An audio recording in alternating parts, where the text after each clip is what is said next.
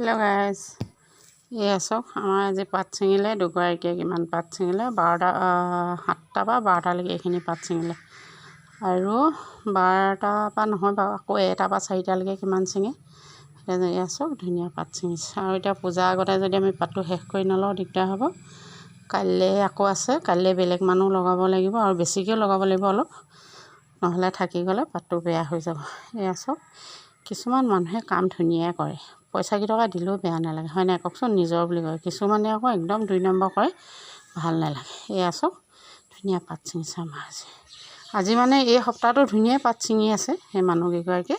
কালি আৰু 2জন এক্সট্ৰাকৈ লগাম বুলি হৈছে আৰু ঘৰত কাম কৰি থকা সেই ভাইটিটোকো কৈছোঁ, তই বাগানত এইকেইদিন লাগি দিবিগৈ দেই, পাত ছিঙাত সহায় কৰি দিবি বোলো, কাইলৈ যাব চাগে। এয়া চাওক কেঁচা চাহপাতৰ গোন্ধটো ইমান ধুনীয়া। হ'ব দিয়ক, আজিলৈ আহোঁ, নতুন এটা ভিডিঅ' লৈ আপোনালোকৰ আগত পুনৰ উপস্থিত হ'ম। আপোনালোকে শ্বেয়াৰ কৰিব, লাইক দিব, ছাবস্ক্ৰাইব কৰিব, পাৰিলে কমেণ্টছত লিখিব।